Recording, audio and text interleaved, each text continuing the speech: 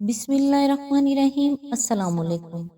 پوری دنیا سے لڑنے والا انسان من پسند شخص کے آگے ہار جاتا ہے اور وہی شخص اوقات دکھا کے چلا جاتا ہے۔ جب آپ کو اپنی ذات کی قدر و قیمت کی پہچان ہو جائے تو آپ کے بارے میں کچھ بھی کہا جائے آپ کو تکلیف محسوس نہیں ہوتی۔ جب کوئی تلخ ہونے کی بجائے خاموش ہو جائے تو سمجھ جائیں کہ اس نے بہت حقیقتوں کا سامنا کر رکھا ہے۔ لوگوں کے لیے خواہشات نفس کی رغبت، مثلاً عورتیں، بیٹے، سونے اور چاندی کے ڈھیر لگے خزانے، عمدہ گھوڑے، مویشی اور کھیتی زیب و زینت بنا دی گئی ہیں۔ یہ سب دنیاوی زندگی کے سامان ہیں اور اچھا انجام تو اللہ ہی کے پاس ہے۔ اللہ تعالیٰ آپ کو اور آپ کے تمام اہل و عیال کو اپنے حفظ و امان میں رکھے اور آپ کی تمام نیک اور جائز حاجات پوری فرمائے، آمین۔ آج انشاءاللہ سورہ الانبیاء کی آیت نمبر 4 سے سٹارٹ کریں گے۔ اس کا ترجمہ اور تفسیر تفہیم القرآن سے بیان کروں گی جو اہل سنت جماعت کے لیے ہے۔ اعوذ باللہ من الشیطان الرجیم، بسم اللہ الرحمن الرحیم۔ رسول اللہ صلی اللہ علیہ وآلہ وسلم نے کہا، میرا رب ہر اس بات کو جانتا ہے جو آسمان اور زمین میں کی جائے، وہ سمیع اور علیم ہے۔ اس کی تفسیر ہے، یعنی رسول نے کبھی اس جھوٹے پروپوگنڈے اور سرگوشیوں کی اس مہم یعنی ویسپرنگ کمپین کا جواب اس کے سوا نہ دیا کہ تم لوگ جو کچھ باتیں بناتے ہو سب خدا سنتا اور جانتا ہے، خواہ زور سے کہو خواہ چپ کے کانوں میں پھونکو۔ وہ کبھی بے انصاف دشمنوں کے مقابلے میں ترکی بترکی جواب دینے پر نہ اتر آیا۔ آیت نمبر 5، وہ کہتے ہیں بلکہ یہ گھڑے ہوئے خواب ہیں، بلکہ یہ اس کی من گھڑت ہے، بلکہ یہ شخص شاعر ہے، ورنہ یہ لائے کوئی نشانی، جس طرح پرانے زمانے کے رسول نشانیوں کے ساتھ بھیجے گئے تھے۔ اس کی تفسیر ہے، اس کا پس منظر یہ ہے کہ نبی صلی اللہ علیہ وآلہ وسلم کی دعوت کا اثر جب پھیلنے لگا تو مکہ کے سرداروں نے آپس میں مشورہ کر کے یہ طے کیا کہ آپ کے مقابلے میں پروپیگنڈا کی ایک مہم شروع کی جائے اور ہر اس شخص کو جو مکہ میں زیارت کے لیے آئے آپ کے خلاف پہلے ہی سے اتنا بدگمان کر دیا جائے کہ وہ آپ کی بات سننے کے لیے آمادہ ہی نہ ہو۔ یہ مہم ویسے تو 12 مہینے جاری رہتی تھی، مگر خاص طور پر حج کے زمانے میں کثرت سے آدمی پھیلا دیے جاتے تھے جو تمام بیرونی زائرین کے خیموں میں پہنچ کر ان کو خبردار کرتے پھرتے تھے کہ یہاں ایسا ایسا ایک آدمی ہے، اس سے ہوشیار رہنا۔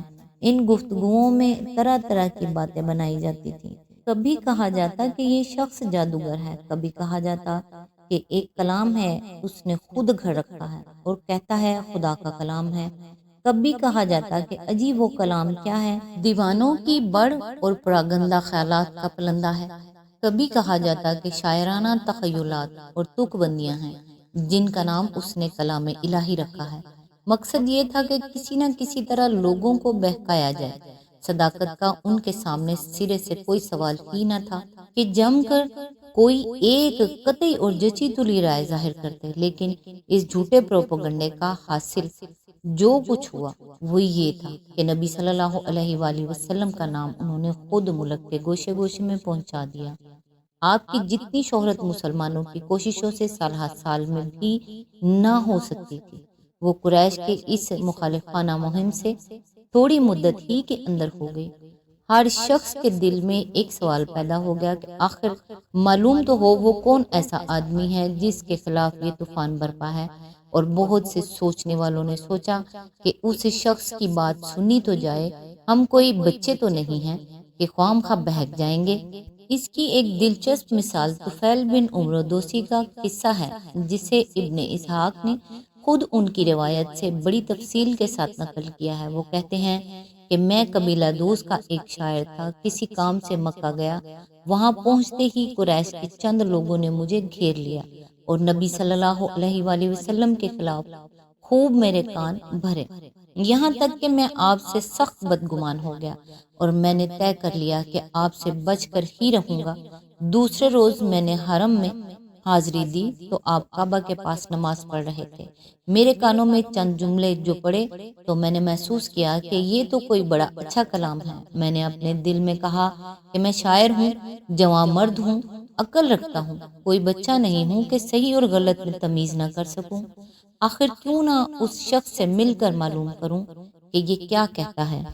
چنانچہ جب نبی صلی اللہ علیہ وآلہ وسلم نماز سے فارغ ہو کر واپس چلے تو میں آپ کے پیچھے پیچھے ہو لیا اور آپ کے مکان پر پہنچ کر میں نے عرض کیا کہ آپ کی قوم نے آپ کے متعلق مجھ سے یہ کچھ کہا تھا اور میں آپ سے اس قدر بدگمان ہو گیا تھا کہ میں نے اپنے کانوں میں روئی ٹھونس لی تھی تاکہ آپ کی آواز نہ سننے پاؤں، لیکن ابھی جو چند کلمے میں نے آپ کی زبان سے سنے ہیں وہ مجھے کچھ اچھے معلوم ہوئے۔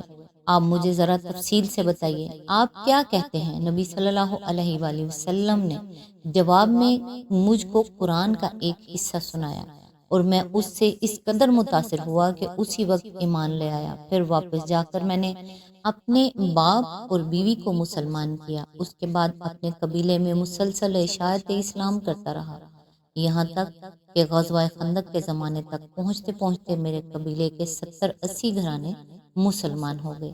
ابن حشام جلد 2 صفحہ نمبر 22 اور 24۔ ایک اور روایت جو ابن اسحاق نے نقل کی ہے، اس سے معلوم ہوتا ہے کہ سرداران قریش اپنی محفلوں میں خود اس بات کا اعتراف کرتے تھے کہ جو باتیں وہ نبی صلی اللہ علیہ وآلہ وسلم کے خلاف بناتے ہیں وہ محض جھوٹ ہیں۔ وہ کہتا ہے کہ ایک مجلس میں نضر بن حارث نے تقریر کی کہ تم لوگ محمد صلی اللہ علیہ وآلہ وسلم کا مقابلہ جس طرح کر رہے ہو اس سے کام نہ چلے گا۔ وہ جب تمہارے درمیان نوعمر جوان تھا تو تمہارا سب سے زیادہ خوش اتوار آدمی تھا، سب سے زیادہ سچا اور سب سے بڑھ کر امین سمجھا جاتا تھا۔ اب کہ اس کے بال سفید ہونے کو آ گئے تم کہتے ہو یہ ساحر ہے، کاہن ہے، شاعر ہے، مجنون ہے۔ باخدا وہ ساحر نہیں ہے، ہم نے ساحروں کو دیکھا ہے اور ان کی جھاڑ پھونک سے ہم واقف ہیں۔ باخدا وہ کاہن بھی نہیں ہے، ہم نے کاہنوں کی تک بندیاں سنی ہیں اور جیسی گول مول باتیں وہ کیا کرتے ہیں ان کا ہمیں علم ہے۔ باخدا وہ شاعر بھی نہیں ہے، شعر کی تمام اصناف سے ہم واقف ہیں اور اس کا کلام ان میں سے کسی صنف میں نہیں آتا۔ باخدا وہ مجنون بھی نہیں ہے، مجنون کی جو حالت ہوتی ہے اور جیسی بے تکی بڑ وہ ہانکتا ہے، کیا اس سے ہم بے خبر ہیں؟ اے سرداران قریش کچھ اور بات سوچو، جس چیز کا مقابلہ تمہیں درپیش ہے وہ اس سے زیادہ بڑی ہے کہ یہ باتیں بنا کر تم اسے شکست دے سکو۔ اس کے بعد اس نے یہ تجویز پیش کی کہ عجم سے رستم و اسفندیار کے قصے لا کر پھیلائے جائیں تاکہ لوگ ان میں دلچسپی لینے لگیں اور وہ انہیں قرآن سے زیادہ عجیب معلوم ہو۔ چنانچہ کچھ دنوں اس پر عمل کیا گیا اور خود نظر نے داستان گوئی شروع کر دی۔ ابن حشام جلد اول صفحہ نمبر 032 اور 321۔ آیت نمبر 6۔ حالانکہ ان سے پہلے کوئی بستی بھی جسے ہم نے ہلاک کیا ایمان نہ لائی، اب کیا یہ ایمان لائیں گے؟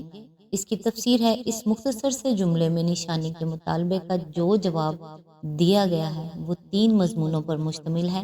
ایک یہ کہ تم پچھلے رسولوں کی سی نشانیاں مانگتے ہو مگر یہ بھول جاتے ہو کہ ہر دھرم لوگ ان نشانیوں کو دیکھ کر بھی ایمان نہ لائے۔ دوسرے یہ کہ تم نشانی کا مطالبہ تو کرتے ہو مگر یہ یاد نہیں رکھتے کہ جس قوم نے بھی صریح معجزہ آنکھوں سے دیکھ لینے کے بعد ایمان لانے سے انکار کیا ہے وہ پھر ہلاک ہوئے بغیر نہیں رہی ہے۔